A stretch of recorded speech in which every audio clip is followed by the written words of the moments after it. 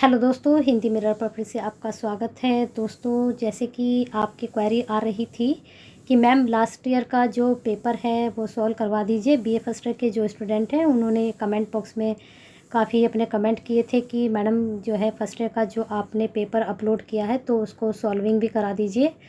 तो वैसे तो मुझे उम्मीद है मोस्टली स्टूडेंट ने इस जो बीए फर्स्ट ईयर का ये लास्ट ईयर का 2020 का आपका पेपर था, पैटर्न वही है जो आपके इस बार भी पेपर आ रहे हैं। लास्ट ईयर का भी वही था। मैंने आपको इससे पहले पॉलिटिकल, हिंदी सभी के प्रोवाइड कराए, आपको हिस्ट्री का भी कराया था, लेकिन बच्चे कह रहे हैं कि मैडम इसको सॉल्विंग कराइए। तो चलिए देखते हैं। वैसे तो मोस्टली बच्चों ने इसको सॉल्व कर ही लिया होगा। चलिए मैच कर लीजिए मुझसे आंसर, आपकी आंसर की सही जा रही है नहीं जा रही है।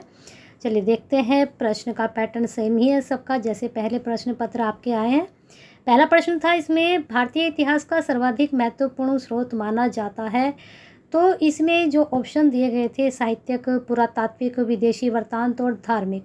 तो अगर देखा जाए तो ये चारों ही ऑप्शन सही हैं। कई सारे इसमें 3-4 क्वेश्चंस लास्ट ईयर के पेपर में हैं ऐसे कि जो गलत भी हैं और उनको चैलेंज नहीं किया गया स्टूडेंट की तरफ से, क्योंकि ये काम आप ही करेंगे। स्टूडेंट ही अगर पेपर में क्वेश्चंस आपके गलत आते हैं तो आप उसको चैलेंज कर सकते हो कि पेपर यूनिवर्सिटी ने किस तरह का पेपर बनाया कि आंसर क्वेश्चंस गलत ही दिए हैं। तो आंसर क्या देगा बच्चा जब क्वेश्चंस ही गलत है। तो इस तरह से ये जो है साहित्यिक, पुरातात्विक, विदेशी वृत्तांत, धार्मिक, चारों ही ऑप्शन इसमें सही हैं। लेकिन अगर हम 100% से देखें तो हमें पुरातात्विक जो होते हैं उनसे हमें ज़्यादा पता चलता है अपने भारतीय इतिहास का। कैसे? क्योंकि पुरातात्विक ऑथेंटिक है, हमें एक बात के सबूत देते हैं। वैज्ञानिक जिसको ऑथेंटिक बोल सकते हैं आप, वो है। विदेशी वृत्तांत में सबने अपने तरीके से लिखा है। धार्मिकता सबने अपने तरफ से अपने तरीके से अपने धर्मों के नियम बनाए हैं। साहित्यिक जैसे जिसके जो जी में आया है, जैसा जिसने देखा उसने रचा है। लेकिन पुरातत्व एक ऐसा है, वो एक जो है एक आपको सही बात दिखाता है कि ये चीज़ ऐसे है। तो इस तरह से इतिहास के महत्वपूर्ण स्रोत सभी हैं, लेकिन आपका मेन पुरातत्व है। चलिए नेक्स्ट क्वेश्चन पे चलते हैं। महाकाव्यों की संख्या कितनी है? तो ये सभी स्टूडेंट ने लगा लिया होगा अपना आंसर। तो इसमें महाकाव्यों की संख्या 2 है। चलिए देखते हैं नेक्स्ट क्वेश्चन। और दोस्तों एक चीज़ और बताऊं आपको स्टूडेंट, कि जो आपके मैंने कराए हैं आपको पेपर्स, जो मैंने 260 की आपको सीरीज़ दी है, और 2 पेपर, एक पेपर मैं भी शाम में अपलोड कर चुकी हूँ और एक मॉर्निंग में आपको मिल जाएगा। तो उनमें क्वेश्चंस बहुत ज़्यादा यहाँ पर आए। मैंने अभी देखा पेपर, मैंने सिर्फ आपको अपलोड कर दिया था, मतलब आपको प्रोवाइड करा दिया था ये अपलोड करके। तो जो है अब मैंने क्वेश्चंस पेपर नहीं देखा था कि किस तरह का आया है लास्ट ईयर। जब आप लोगों की क्वेरी आई कि मैडम इसको सॉल्व करवा दीजिए, तब मैंने पेपर देखा। तो मैंने देखा कि जो क्वेश्चंस की मैं तैयारी करा रही हूँ तो मोस्टली आपके लास्ट ईयर के एग्ज़ाम में आए हुए हैं। चलिए तीसरा देखते हैं। मध्य पाषाण कालीन मानव शिकार के लिए जिन उपकरणों का प्रयोग करता था उसमें से अधिकांश बने होते थे। तो तीसरे का आपका आंसर जाएगा पत्थर के। प्रश्न मैं भी आपको करा चुकी हूँ अपने टेस्ट सीरीज में। चलिए देखते हैं नेक्स्ट क्वेश्चन। ग्राम नामक इकाई का किस संस्कृति में विकास हुआ? तो ये प्रश्न भी आपका टेस्ट सीरीज में हो चुका है। तो अगर आपने टेस्ट सीरीज अच्छे से देखी है तो आंसर सबका सही जाना चाहिए। आंसर था इसका ताम्र पाषाण काल। जो लास्ट ईयर के अब सेकेंड ईयर में स्टूडेंट हैं तो वो भी अपना, वैसे तो उनका रिजल्ट डिक्लेयर हो चुका है, नंबर भी उन लोगों को पता चल चुके हैं, लेकिन फिर भी उन्हें पता होना चाहिए कि उन्होंने हिस्ट्री में कहाँ मिस्टेक की थी और वो सेकेंड ईयर में वो इस तरह की मिस्टेक आकर ना करें। नेक्स्ट क्वेश्चन है, मुर्दों का टीला शाब्दिक अर्थ है। ये भी क्वेश्चंस मैंने आपको टेस्ट सीरीज में कराया है। तो इसका 5वें का आपका बी जाएगा, मोहनजोदड़ो। ठीक है, चलिए देखते हैं नेक्स्ट क्वेश्चन आपका क्या है। सिंधु सभ्यता के लोग थे कैसे थे? ये भी टेस्ट सीरीज में आपका हो चुका है। क्वेश्चंस मोस्टली मैंने तो देखी ही नहीं थी आपकी, ये क्वेश्चन पेपर मैंने देखा ही नहीं था। मैंने जब आप जब क्वेरी आई कि मैम सॉल्व कराइए, तो मैंने देखा कि मैं तो वही तैयारी करा रही हूँ जो आपके पेपर में क्वेश्चन बन रहे हैं। तो इसका मतलब है कि जो हम टेस्ट सीरीज़ आपको दे रहे हैं उसमें से 100% तो नहीं पर 90% आपके क्वेश्चंस बनेंगे, ज़रूर बनेंगे। अच्छे से देखें उनको, अच्छे से समझिए। और जो मैंने उसके साथ साथ आपको सत्य असत्य, लघु प्रश्न और रिक्त स्थान कराए उनको ज़रूर देखिए, क्योंकि वहाँ से भी प्रश्न बनेंगे ज़रूर। तो किस तरह के थे सिंधु सभ्यता के लोग की सभ्यता? तो इसका आंसर आपका जा रहा है बी, नगरीय। ठीक है, हड़प्पा सभ्यता का पता लगाया राय बुदरसानी, आर.सी. मजूमदार, मैक्स मूलर या फिर मार्शल ने। तो 7 का आंसर जाएगा आपका ए राय बहादुर साहनी। ये क्वेश्चंस भी आपको करा चुके हैं हम। चलिए आगे देखते हैं। कालीबंगा स्थित है, कहाँ स्थित है? बहुत आसान था इसका आंसर। तो 8वें का आपका जाएगा बी, गंगानगर के निकट। प्राचीनतम वेद का नाम क्या है? सामवेद, अथर्ववेद, यजुर्वेद, ऋग्वेद। तो क्या है? 9 का आंसर जाएगा डी, ऋग्वेद। और एक प्रसिद्ध मंत्र है, वह भी ऋग्वेद में है। कौन सा मंत्र है जानते होंगे आप। गाय के अतिरिक्त वैदिक काल में विनिमय का साधन था। ये प्रश्न मैंने टेस्ट सीरीज में करा दिया है, लेकिन वो मॉर्निंग में आपको मिलेगी टेस्ट सीरीज में प्रश्न ये वाला। तो वैसे यहाँ पर अब ये क्वेश्चन पेपर सॉल्व कराई तो यहाँ बता देती हूँ आंसर। तो 10वें का आपका जा रहा है बी, निष्क। ठीक है, गाय के अतिरिक्त वैदिक काल में विनिमय का साधन था निष्क। ठीक है, मैंने शायद आपसे पूछा भी है, जो टेस्ट सीरीज मैंने आपको वीडियो प्रोवाइड कराई कि निष्क क्या है, ये आपको देखना है ना। आर्यों का प्रिय पेय था, ये प्रश्न भी हो चुका है। तो जल था, दूध था, सूरा था या सोमरस? तो उनका पेय था सोमरस। चलिए आगे चलते हैं क्वेश्चंस पर। आपके 12 पर आ गए हैं हम। ऋग्वैदिक काल में समास था किस तरह का? मातृ प्रधान, पितृ प्रधान, पत्नी प्रधान, उपरोक्त में से कोई नहीं। तो ये मैंने आपको समझाया है टेस्ट सीरीज में अच्छे से, यहाँ भी समझ लीजिए। तो पितृ प्रधान था। ठीक है, 12 का समझते हैं ना। प्रधान का मतलब जिसका घर में राज चले या समाज में राज चले, है ना। चलिए नेक्स्ट क्वेश्चन देखें आप। 13 में क्या है? महात्मा बुद्ध स्वयं थे। क्या थे महात्मा बुद्ध स्वयं? तो वे स्वयं थे, एक मिनट तो थोड़ा जूम करते हैं, बच्चे फिर बोलते हैं कि मैडम साफ नज़र नहीं आता है। तो देख लीजिए, महात्मा बुद्ध स्वयं थे शाक्य। चलिए ठीक है, नेक्स्ट क्वेश्चन देखते हैं आपका। 14 क्या है? कुरु नामक महाजनपद की राजधानी थी। कुरु नामक महाजनपद था, उसकी राजधानी आपको बतानी है यहाँ पर। तो आपने बताई, अगर बी है तो आपका आंसर सही है, इंद्रप्रस्थ। नेक्स्ट क्वेश्चन है, बुद्ध काल का प्रमुख व्यवसाय था। तो कृषि नहीं था, उद्योग नहीं था, सैन्य कार्य नहीं था। तो इनका था 15 का आपका बी ही जा रहा है, कृषि था। व्यापार, व्यापार होना चाहिए। तो यहाँ पर मैंने जो टेस्ट सीरीज कराई है वहाँ पर मैंने व्यापार बताया है, लेकिन यहाँ ये शो कर रहा है कि कृषि था। ठीक है, चलिए आगे चलते हैं प्रश्न पर 16 पर। अंतिम नंद शासक कौन थे? तो अंतिम नंद शासक इसमें 16 का आपका आंसर जा रहा है एक, घनानंद। ठीक है, अंतिम नंद शासक घनानंद थे। अब नंद शासक के जो प्रथम थे वो भी याद कर लीजिए कौन है, सर्च करके आप। चलिए नेक्स्ट क्वेश्चन क्या है? बिम्बसार किस कुल का था? ये प्रश्न मैंने टेस्ट सीरीज में दिया है आपको।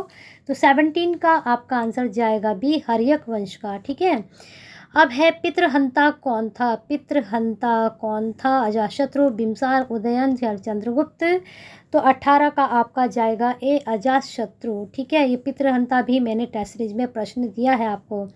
अब है प्रथम बोध संगति। अब देखिए, चतुर्थ बोध, तृतीय बोध संगति मैंने अभी टेस्ट सीरीज में आपको कराई है। और फिर मैंने आपसे बोला था कि चारों ही संगति पढ़ लीजिए, किसने कब कब से हुई है और किसी ने किसके शासन में हुई है, और राज्यपाल जो भी इससे संबंधित है। 3-4 लाइनें आप याद कीजिए हर संगति से संबंधित। तो यहाँ पर देखिए प्रथम का आ चुका है, हमने तृतीय आपको बताई है, चतुर्थ और द्वितीय देखिए और किसके उसमें हुई थी और कौन से ईसा पूर्व हुई थी। तो 19 का आंसर आपका जाएगा बी, 483 ईसा पूर्व। ठीक है, चलिए 20 पर हम आ गए हैं। धर्म चक्र परिवर्तन संबंधित है बौद्ध धर्म से, जैन धर्म से, शैव धर्म से, वैष्णव धर्म से। तो 20 का आपका ए जाएगा बौद्ध धर्म से। धर्म चक्र परिवर्तन बौद्ध धर्म से संबंधित है। नेक्स्ट क्वेश्चन देखते हैं, प्रथम तीर्थंकर कौन थे? अब ये प्रथम तीर्थंकर और अंतिम तीर्थंकर सब आपको पता होने चाहिए, क्योंकि प्रथम और अंतिम तो पूछे जा सकते हैं। अब जैसे लास्ट ईयर प्रथम पूछ रहे, हो सकता है इस बार आपसे अंतिम पूछ ले जाए। तो 21 का आंसर आपका जाएगा टी, ऋषभ देव जी महाराज। अब अंतिम आप बताइए कमेंट बॉक्स में कौन थे। चलिए नेक्स्ट क्वेश्चन देखते हैं, महात्मा बुद्ध का जन्म कहाँ हुआ था? तो बहुत आसान प्रश्न है ये, तो इसे इजी और क्या हो सकता है? लुम्बिनी में हुआ था।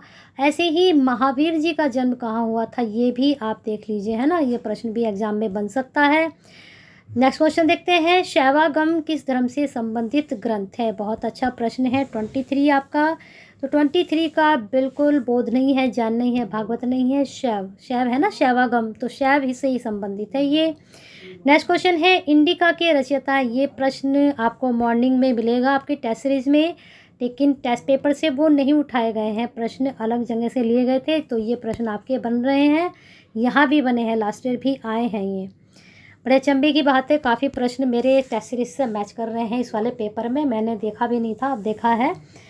तो आप तो मेरी टेस्ट सीरीज अगर आपने की है तो ये प्रश्न तो आपके लिए बहुत इजी थे लास्ट ईयर के, क्योंकि आपको टेस्ट सीरीज में ये प्रश्न मिले हैं। तब भी आप लोग कह रहे हैं कि मैडम फर्स्ट पेपर सॉल्व करा दीजिए, इसकी आंसर की प्रोवाइड करा दीजिए। तो अगर आपने मेरी वीडियो अच्छे से देखी होती तो शायद आपके ये प्रश्न आसानी से सॉल्व हो जाते। चलिए देखते हैं 24 का आंसर बी मैगस्थनीज कराया है। चलिए आगे चलते हैं।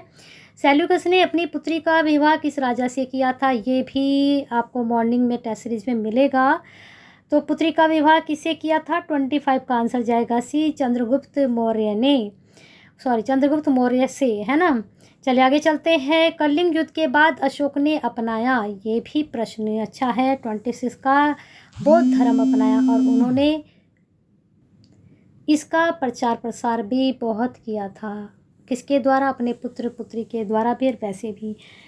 तो चलिए नेक्स्ट क्वेश्चन देखते हैं। 27 पर हम आ गए हैं। 27 अंतिम मौर्य सम्राट था, तो बताना है इसमें अंतिम मौर्य सम्राट कौन था। ये प्रश्न भी बहुत अच्छा है और ये टेस्ट सीरीज में आपको मिल चुका है, बृहद्रथ था। मुझे आश्चर्य हो रहा है कि जब मैं टेस्ट सीरीज करा रही हूँ तो पेपर मैंने अभी सॉल्व किया है और प्रश्न वही बने हैं। जब मैंने सॉल्व कर लिया तो फिर मैंने सोचा चलो अपलोड तो मैं कर ही देती हूँ, लेकिन अगर मैं इसकी आंसर की भी नहीं देती तो आप लोगों को ये आराम से सॉल्व कर सकते थे, जो टेस्ट सीरीज आपको मिली है वहाँ से देखकर। उत्तराखंड में अशोक का शिलालेख कहाँ स्थित है, बहुत अच्छा प्रश्न है, आ सकता है एग्जाम में। सहिया, देवीधुरा, कालसी, बड़वाला। तो 28 का आपका आंसर जाएगा सी कालसी। ठीक है, देखा है आपने, ये नहीं देखा तो देखने जाइए, आप उत्तराखंड में रहते हैं। धम्मचक्र में तीलियों की सही संख्या को चिन्हित करना है, कितनी है, 20, 32, 30 या 24। तो 29 का आपका आंसर जाएगा डी, 24 है। ठीक है, ये आपको पता होना चाहिए कि आपके चक्र जो धम्मचक्र है उसमें कितनी तीलियां हैं। मौर्य प्रशासन की जानकारी मिलती है कहाँ, अर्थशास्त्र, मुद्रा राक्षस, कथी, सरित सागर, देवीचंद्र गुप्तम। तो 30 का आपका आंसर जाएगा ए, अर्थशास्त्र। और मैं चाहती हूँ कि जो टेस्ट सीरीज मैंने कराई है आपको उसको अच्छे से देखते हो तो उसमें से भी एज एट प्रश्न बन जाए तो हमारी मेहनत वसूल हो जाए और आपके 100 में से 90, 80, 70 पेपर में से नंबर बने और मुझे बहुत खुशी होगी। मेरी बेस्ट विशेस आपके साथ हैं। चलिए वर्षल क्या कहा गया है, किसको कहा गया है वर्षल, तो 31 का आंसर हो जाएगा ए, चंद्रगुप्त मौर्य को कहा गया है। चलिए हम चलते हैं आगे नेक्स्ट क्वेश्चन पर। आर्यों के उपनिवेश जन को किसके रूप में जाना जाता है, आर्यों के जो उपनिवेश जन थे उनको किस रूप में जाना था, मकान के रूप में, सरदार के रूप में, कबीले के रूप में, दास के रूप में। तो 32 का आपका जाएगा सी, कबीले के रूप में। चलिए 33 देखते हैं क्या है प्रश्न। उत्तर वैदिक काल में कितने प्रकार के आश्रमों का उल्लेख है, तो 1, 2, 3, 4। तो उत्तर वैदिक काल में जो है आश्रम जो बताए गए हैं वह बताए गए हैं 4। नेक्स्ट क्वेश्चन देखते हैं, इनमें से क्या पुरुषार्थ के अंतर्गत नहीं आता है, ये भी आपको टेस्ट सीरीज में मैंने क्वेश्चन कराया है। मन तो कर रहा है कि आपका प्रश्न यहीं पर छोड़ दिए जाए क्योंकि ये प्रश्न बहुत ही इजी भी हैं। दूसरी बात, हर एक की टेस्ट सीरीज में प्रश्न बने हैं ये वाले, तो आपको ये कर लेने चाहिए थे। चलो नहीं, जिसने किए हैं तो वो मैच कर ले, जिसके रह गए हैं वो अपने टिक कर ले, और जिसने कर लिया जो जिनके रह गए हैं वो अपने उनको मैच कर ले, है ना। चलिए देखते हैं प्रश्न का आंसर क्या जा रहा है। बहुत आसान है ये वाला। 34 का सी, धन। धन भी था, कर्म भी था, मोक्ष भी था, लेकिन धन नहीं आता है। अब आते हैं हम आपके 35 पर। वैदिक साहित्य में सभा और समिति पुत्रियां कहलाई जाती हैं, बहुत ही आसान, इंद्र, अग्नि की, रुद्र की। तो ये प्रजापति की पुत्रियां कहलाई जाती हैं, सभा और समिति। बुद्ध द्वारा बताए गए आर्य सत्यों की संख्या है, बहुत अच्छा प्रश्न है, बन सकता है इस बार भी एग्जाम में। 4, 6, 5, 7, तो वह है 4। चलिए नेक्स्ट क्वेश्चन देखते हैं। महावीर द्वारा प्रतिपादित 5वां सिद्धांत था, महावीर द्वारा प्रतिपादित 5वां सिद्धांत क्या था बताना है इसमें। तो 37 का डी जाएगा अपरिग्रह। ठीक है, चलिए देखते हैं नेक्स्ट क्वेश्चन आपका 38 पर हम आ चुके हैं। अब प्रश्न रह गए हैं आपके 12। हड़प्पा सभ्यता के किस स्थल पर बाद में खुदाई हुई इसने एक अद्वितीय जल संचयन और प्रबंधन प्रणाली का प्रमाण प्रदान किया है? कुणाल, धोलावीरा, आलमगीरपुर या फिर रखीगढ़ी? तो आंसर भी बहुत अच्छा है, इसमें बताना है आपको। क्वेश्चन बहुत अच्छा है। 38 का अगर आपने लगाया बी धोलावीरा तो बहुत अच्छे, अपने नंबर ऐड कर लीजिए। चलिए प्रश्न देखते हैं नेक्स्ट। ऋग्वेद में निम्नलिखित में से किस जन का उल्लेख है? यदु, चेदी, परु, मत्स्य। अब यहाँ पर ये जो है प्रश्न ही गलत है, तो इसको आप चैलेंज कर सकते हो, लेकिन अब ये पेपर हो चुका है।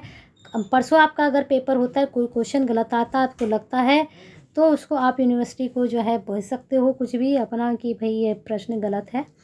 तो यहाँ पर भी गलत है। तो यहाँ पर जो ऋग्वेद में किस जन का उल्लेख है, तो इसमें सिर्फ आंसर ये आएगा आपका, इसमें कोड दिए गए हैं यहाँ पर नीचे 1 2 1 3 3 4, तो यहाँ पर 1 और 3 तो बन सकता है।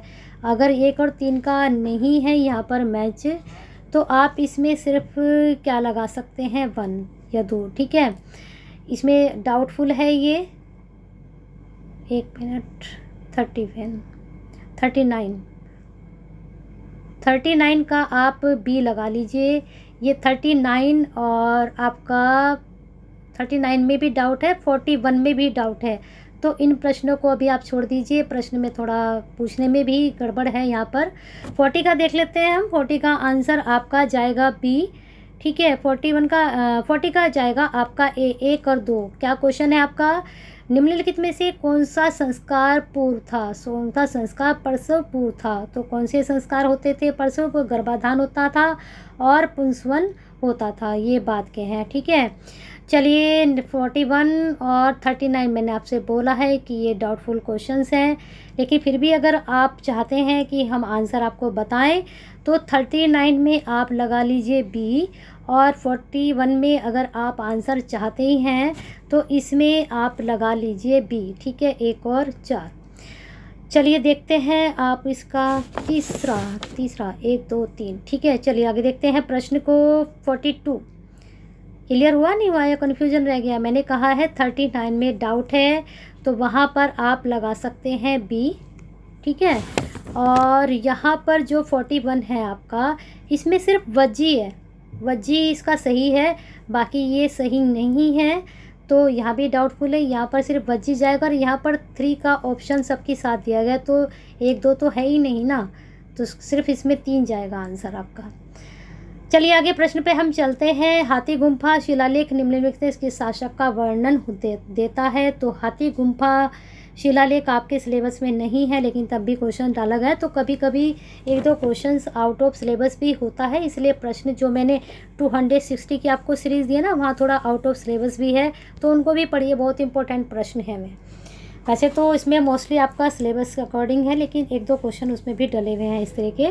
तो 42 का आपका जाएगा बी, खारवेल। चलिए नेक्स्ट क्वेश्चन पर चलते हैं।